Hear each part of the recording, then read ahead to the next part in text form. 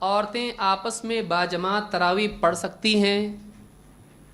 بلا شبہ عورتیں باجماعت تراویح پڑھ سکتی ہیں، یعنی اپنے گھر میں اگر عورتیں کچھ جمع ہو جاتی ہیں، مان لیجئے گھر کی بڑی فیملی ہے، ساس ہے، بہو ہے اور بچیاں ہیں، سب مل کے گھر میں اگر تراویح جماعت سے پڑھتے ہیں، اس میں کوئی حرج نہیں ہے، اس میں کوئی حرج نہیں ہے۔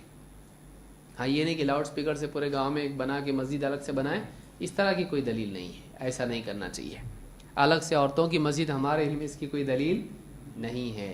عورتوں کی مسجد نبی صلی اللہ علیہ وسلم کے زمانے میں ہم نے کبھی سنا نہیں کہ یہ عورتوں کی مسجد ہے، ایسا نہیں ہوتا ہے۔ ابراہیم فرماتے ہیں، ابراہیم النخعی غالباً جہاں تک مجھ کو یاد وہی ہیں، ان عائشہ ام المؤمنین رضی اللہ عنہا، حضرت عائشہ ام المؤمنین سے یہ بات منقول یعنی ان سے مروی ہے، انہا کانت تؤم النساء فی شہر رمضان فتقوم وسطا، حضرت عائشہ رضی اللہ تعالی عنہا رمضان کے مہینے میں عورتوں کی امامت کرتی تھیں، اور وہ فتقوم وسطا، وہ کہاں ٹھہرتی تھیں؟ صف میں درمیان میں۔ یعنی دیکھیں یہاں پر یہ جو مردوں کی صفیں ہیں یہ صفیں ہیں، ٹھیک، امام کہاں کھڑا ہوتا ہے؟ آگے، لیکن عورتوں کی جب صفیں بنیں گی تو امام ان میں سے جو ہوگی وہ کہاں کھڑی ہوگی؟ صف کے اندر، صف میں درمیان میں۔ فتقوم وسطا، وہ آگے ہٹ کے نہیں کھڑی ہوگی بلکہ صف میں کھڑی ہوگی۔ تو اس طرح سے عورتوں کی جماعت بھی بن سکتی ہے، اور عورت عورتوں کی امامت کر سکتی ہے، عورت عورتوں کی امامت کر سکتی ہے۔ آج کل ہمارے یہاں جمعہ بھی پڑھانے لگی عورتیں، اس کی کوئی دلیل نہیں ہے۔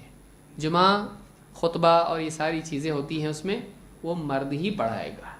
کیوں؟ عورتوں کے ساتھ کیا زیادتی ظلم ہے؟ نہیں ہے۔ یہ اللہ تعالیٰ نے کام کی تقسیم کی ہے، جمعہ ہے، عیدین ہے، یہ اللہ تعالیٰ نے مردوں کے ذمہ رکھا ہے، اس لیے کہ اس میں اظہار ہے، اور عورتوں کے لیے اظہار ہے کیا؟ عورتوں کے لیے کیا ہے؟ اخفا ہے، ان کے لیے پردہ ہے۔ تو جہاں پردے کے معاملات ہیں، عورتوں کو پردے کے ساتھ ہی وہ ذمہ داریاں دی گئی ہیں۔ مردوں کے لیے یہ ذمہ داریاں اللہ نے رکھی ہے، اور الرجال قوامون علی النساء، مرد عورتوں کے اوپر کیا ہیں؟ قوام ہیں۔ تو جمعہ اور عیدین وغیرہ کی ذمہ داری مرد امام کے اوپر ہے، وہی اس کو نبھائے گا۔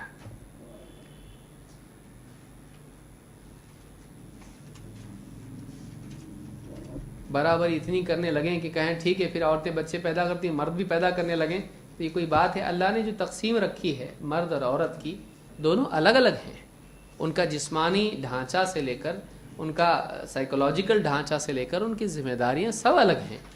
کچھ چیزوں میں دونوں مشترکہ طور پر کام کرتی ہیں، کرتے ہیں، لیکن دونوں الگ ہیں۔ تو اللہ نے کچھ ذمہ داریاں مردوں پر رکھی ہیں، کچھ عورتوں پر رکھی ہیں۔ اب دونوں کو اس طرح سے برابر کر دینا یہ نادانی ہے، اس میں نقصان ہوگا۔